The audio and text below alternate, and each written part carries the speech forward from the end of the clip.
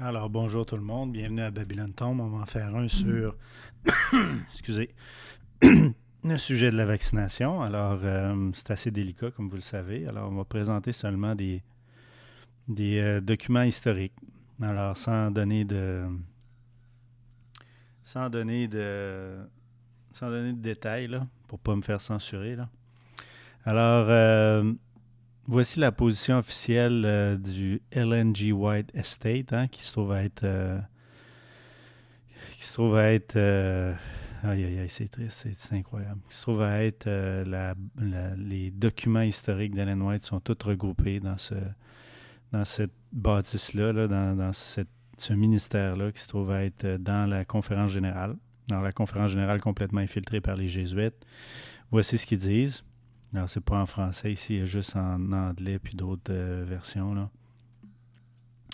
Alors, en gros, ils disent que, bon, voici ce que Willie White disait, hein. Il dit qu'il a été vacciné, ce qui était vrai, hein. Et regardez ce que sa mère lui a dit, là. C'est vraiment l'argument de euh, whether or no I should be vaccinated. She offered no objection, and it was for the safety of others. C'est le bien commun, ça. Alors, c'est vrai ce qui est arrivé ici.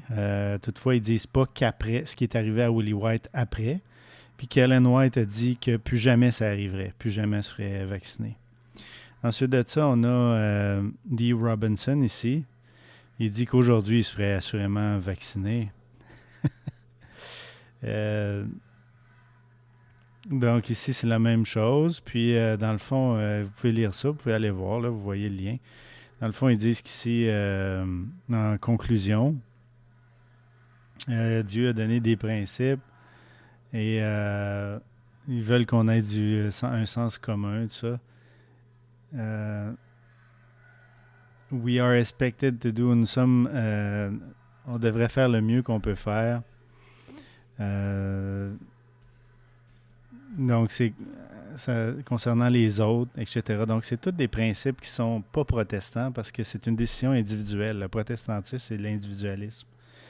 Et, euh, et ce Merlin ici, Merlin, faut-il le rappeler, c'est le nom de l'allégorie là, du troisième degré de la franc-maçonnerie. Hein, c'est Merlin et il y a une femme aussi là, qui apporte son nom, j'ai oublié son nom.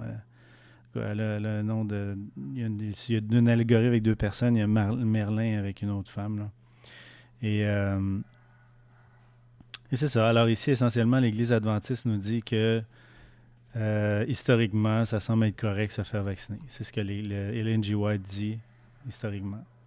Maintenant, on va aller voir ici ce que j'ai trouvé sur Internet dans The Health Reformer de 1863. Et le Health Reformer, c'était un ministère qui était à Battle Creek, Michigan. Et c'est une revue adventiste. Alors, nous sommes opposés. C'est ce que voici l'opinion sur la vaccination de l'Église adventiste du ministère de Battle Creek dans lequel Kellogg était. Là. Si vous regardez ici, il réfère aussi à Kellogg là, dans les écrits ici. Là. Et dans le fond, on va se contenter de lire ce qu'en 1863, l'Église adventiste disait sur la vaccination sans faire plus de commentaires. Nous sommes opposés à guérir les gens qui ont des maladies avec les médicaments. Euh, Surtout pas en les inoculant avec des virus et des venins. Nous avons connu des pires causes de scrofula. Euh, et la raison pour laquelle on peut voir des maladies apparaître est traçable directement à la vaccination. Même si la vaccination serait pure, matter could be pure, mais même si le matériel vaccinal était pur, nous nous opposerions à la pratique préventive d'inoculation là, par l'introduction d'un virus dans le sang. Donc c'est ça. Regardez ici, ça parle de Health Reformer in England, en Angleterre. Le Health Reformer en Angleterre a fait une protestation virulente qui a été faite par un acte du Parlement pour vacciner les enfants. Alors, on ne vit plus dans le même monde. Hein? En ce qui a trait à leur jugement et leur conscience, their own judgment revolt against the proceeding, se révolte contre cette façon de faire. Le paragraphe suivant devrait convaincre des gens de l'abomination, l'abominable pratique qui est de forcer les gens à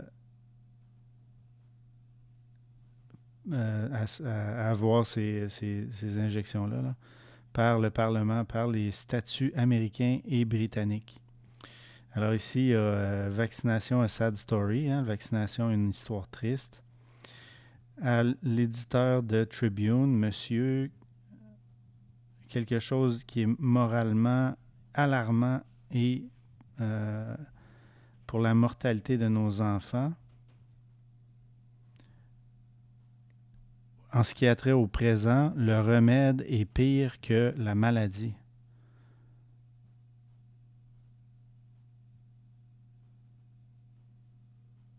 Comment... Why is the transmission... Pourquoi est-ce que la transmission du virus de personne à personne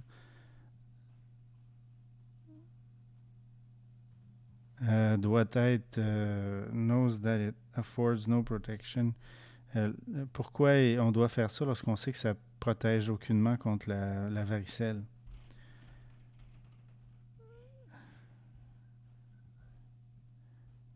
Donc,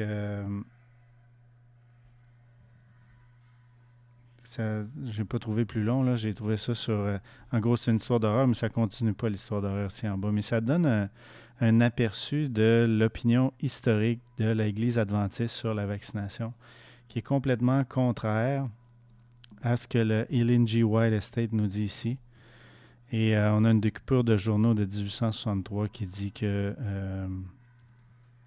ces programmes de vaccination-là, à cette époque-là, il faut faire attention, à cette époque-là, c'était peut-être pas les mêmes vaccins qu'aujourd'hui, je ne sais pas, là. Mais à cette époque-là, c'est l'opinion de l'Église adventiste de Health Reformer de Battle Creek, Michigan, donc qui était sous la supervision de Kellogg, de Kellogg. Donc, les Jésuites ont complètement pris le contrôle de l'Église adventiste, complètement pris le contrôle, et ça me fait peur énormément, du Ellen G. White Estate, hein, pour qu'ils soient rendus à écrire des mensonges pareils, hein, qui ne sont pas backés du tout par l'article que je viens de lire, et qui ne supportent pas du tout la vision protestante de la santé en général. C'est-à-dire que chacun a le droit de faire ce qu'il veut avec son corps. C'est de l'individualisme, c'est un choix individuel. Alors, voici. Donc, les Jésuites ont entièrement infiltré l'Église adventiste, et ça supporte les propos d'un frère, d'un ami, qui lui pense que l'Église adventiste va complètement être détruite. Il y a des passages dans l'Esprit prophétie qui nous laissent présager ça, et que Dieu, en réalité, vient pour sauver les autres églises qui sont en apostasie, les autres églises que Laodicée. Alors, c'est très troublant parce qu'effectivement, les positions changent à 180 degrés. Ce n'est plus du tout le discours que l'Église adventiste avait historiquement. Et même depuis les 30 dernières années, le discours a changé énormément. Il y avait des protestations publiques contre la vaccination dans les années 80 aux États-Unis. Aujourd'hui, on en a encore, mais c'est vraiment d'une autre proportion, là. Mais voici, donc une autre preuve comme de quoi Les jésuites sont complètement en contrôle de l'Église, complètement en contrôle de l'Église. Alors, ça va être intéressant de voir comment Dieu va régler ça. L'Esprit de prophétie nous dit que le criblage arrive à la loi du dimanche. Alors, ça va être intéressant de voir. Sur ce, Dieu vous bénisse. À bientôt.